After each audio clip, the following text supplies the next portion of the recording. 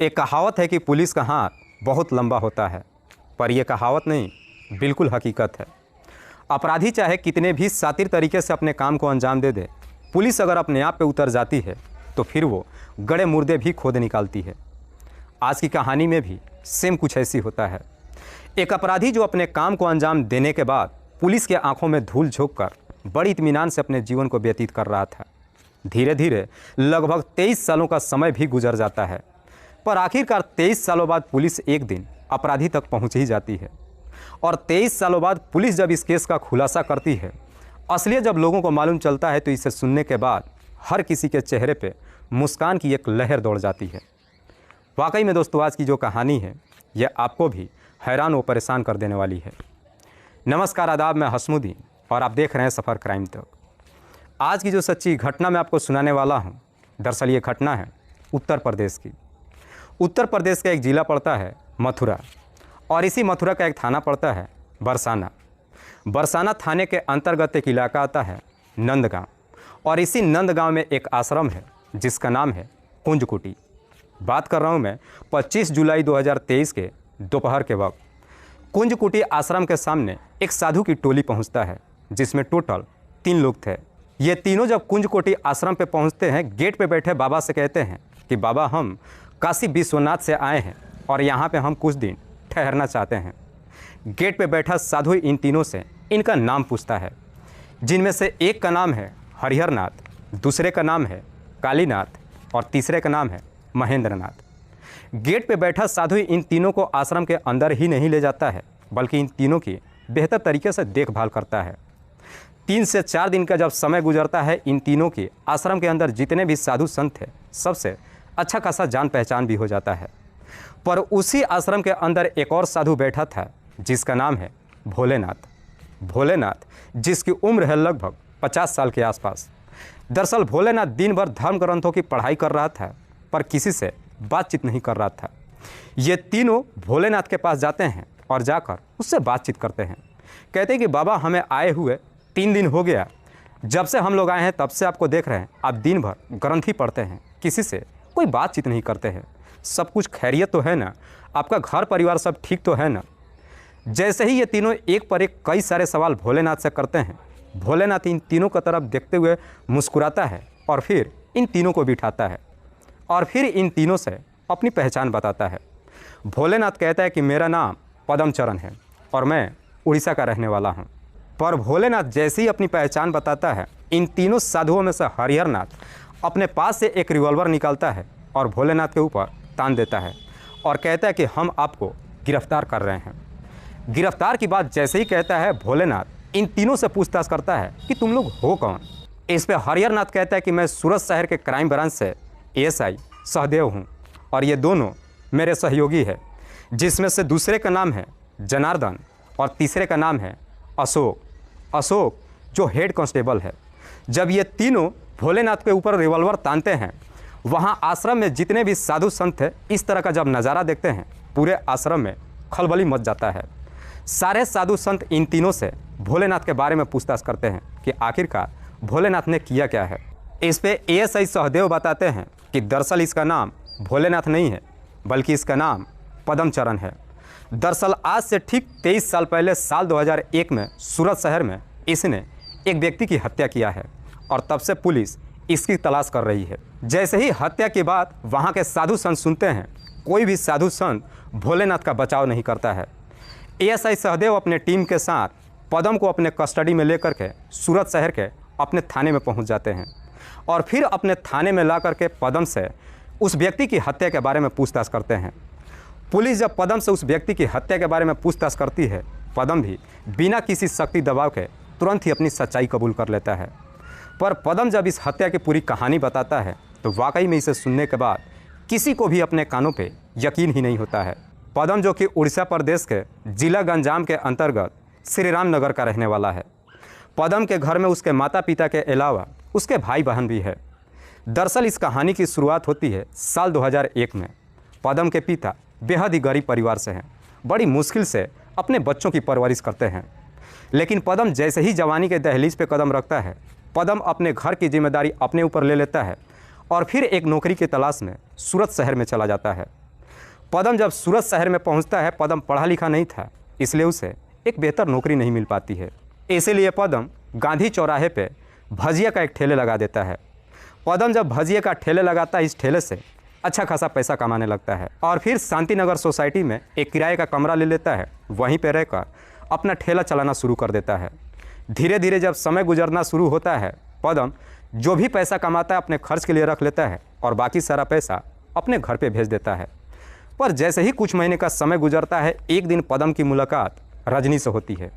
रजनी, जिसकी उम्र है लगभग 23 साल के आसपास, जो देखने में बेहद ही खूबसूरत।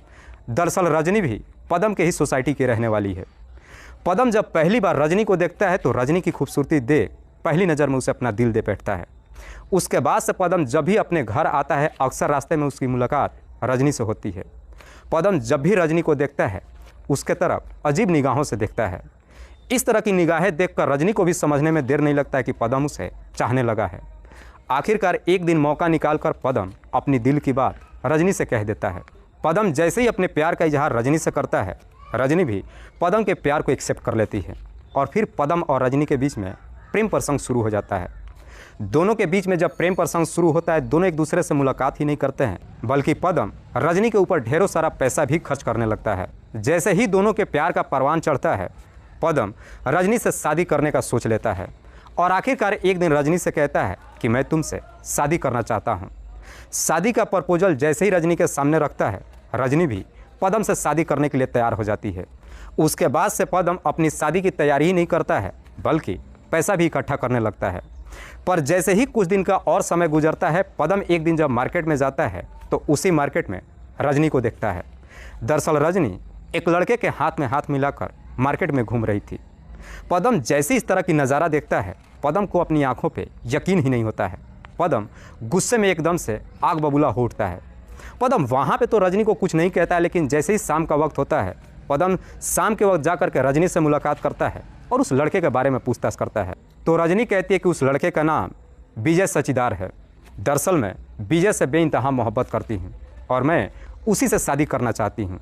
रजनी जैसे इस तरह की बातें पदम से कहती है तो पदम कहता है कि तुमने तो मुझसे शादी का वादा किया है, तुम विजय से कैसे शादी कर सकती हो? मैं शादी की तैयारी भी कर रहा हूँ। लेकिन रजनी कहती है कि मैं तुमसे शादी नहीं करूँगी क्योंकि तुम्हारे पास कोई अच्छा नौकरी भी नहीं है और तुम ठेले चलाते हो। विजय के पास एक बेहतर नौकरी है। पदम रजनी से कहता है कि मैं ये शादी किसी कीमत पे नहीं होने दूंगा। अगर तुम मेरी नहीं हो सकी तो इस दुनिया में किसी की नहीं हो पाओगी। पदम जब इस तरह की धमकी रजनी को देता है तो रजनी भी उसके धमकी को एक्सेप्ट कर लेती है। कहती है कि तुम्हें जो कुछ भी करना है तुम कर लेना, लेकिन अगर मैं शादी करूंगी तो सिर्फ और सिर्फ विजय से करूंगी। रजनी जब अपना फाइनली फैसला सुना देती है, पदम शाम के वक्त घर पे तो आ जाता है, लेकिन पूरी रात उसे नींद नहीं आती है। पदम को यह पूरा यकीन हो जाता है कि रजनी अब उससे शादी नहीं करेगी। इसलिए अब पदम रजनी से बदला लेने की सोच लेता है, लेकिन रजनी को नुकसान भी नहीं पहुंचा पाता है क्योंकि पदम रजनी से बेइंतहा मोहब्बत करता था।